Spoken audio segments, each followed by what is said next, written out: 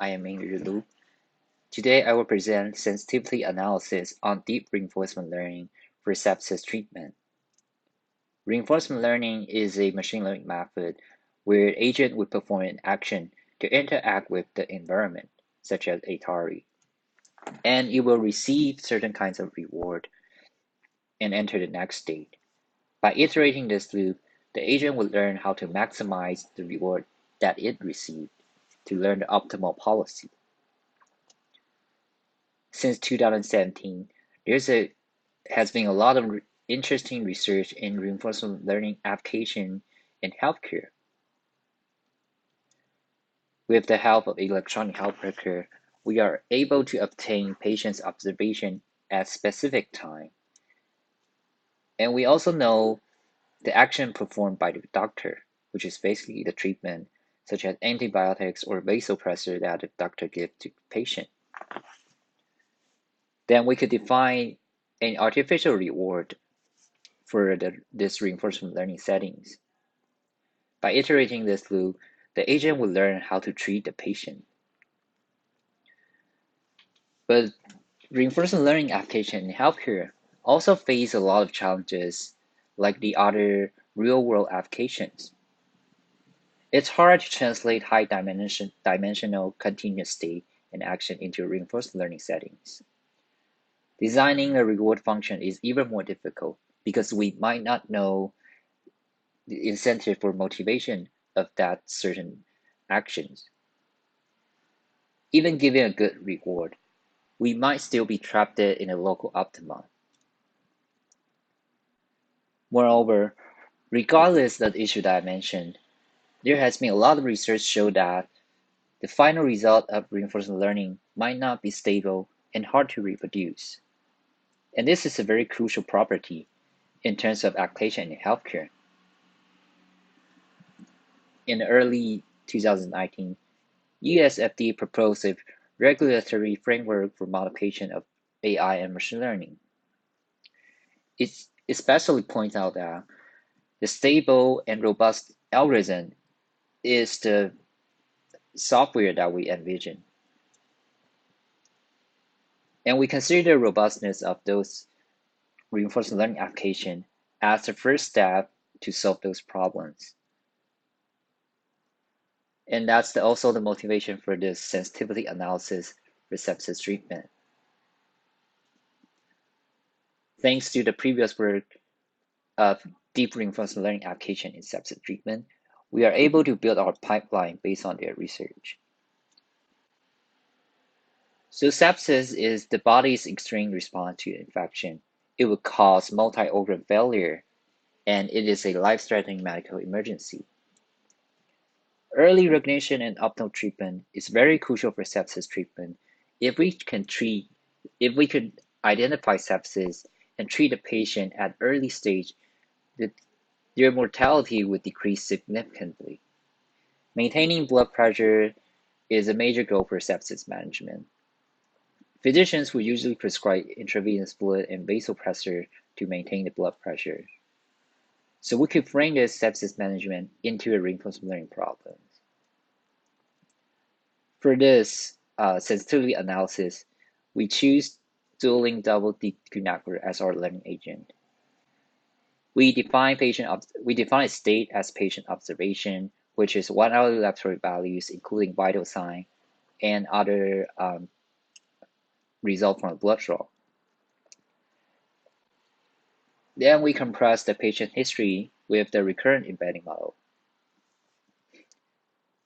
We also define the reward, which is the decrease in mortality. And for action, as I mentioned, intravenous fluid and vasopressor are two crucial treatments for maintaining blood pressure.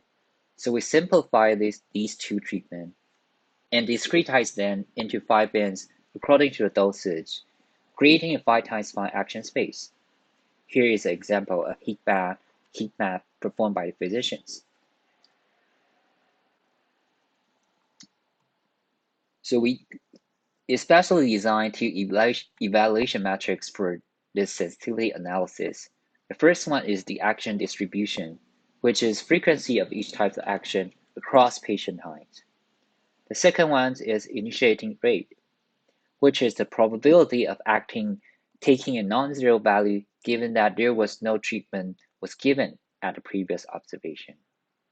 With these two evaluation metrics, we are able to observe the learning agent's behavior in the outcome policy. Now we can start our sensitivity analysis. First, we're interested in the effect of different time window. Because theoretically, with infinite data, shorter time window is better. It will improve confounding adjustment and allow more flexible and dynamic learning strategies. But with finite data, this ability might be detrimented. So that's why we're interested in investigating the effect of different time window. Here we examine the effect of 1 hourly recorded data and 4 hourly recorded data. The figure on the right, the upper row is the DQN agent trained with 1 hour data. The lower one is the one trained with 4 hourly data. As you can see from the heat map, the 4 hourly data is much more diverse compared to 1 hour data. Our results shows that there's a high variance across different time windows. The DQN agent trained with 4 hourly data is much more aggressive compared to 1 hourly data. It is more willing to start a treatment and it's prescribed higher dosage for patients across time. We're also interested in investigate the effect of different state representation.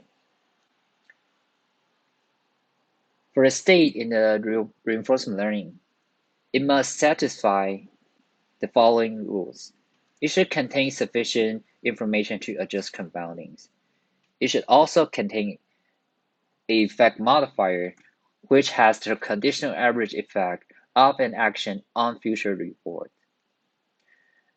And most importantly, it should satisfy the Markov assumption, which is the foundation of reinforcement learning. In reality, to maintain the long-term dependency of the history, people will usually use recurrent network to summarize the history. But they choose the embedding model only based on the mean square error or accuracy. And we don't know how would those embedding model have an effect on the outcome policies. So here we analyze two commonly seen embedding model. One is GRU, the other one is LSTM, which is our baseline. We observe that the action distribution of GRU is much more diverse and extreme compared to the LSTM. It also demonstrates lower initiating rate in GRU.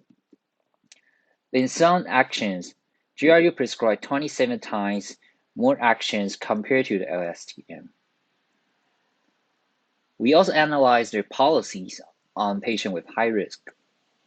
We observed that DQN trained with GRU is much more aggressive compared to the agent trained with the GRU. That being said, the treatment being given to this patient is totally depending on what kinds of embedding model that you choose, given that the action and the reward is the same. And we have to be really cautious about this.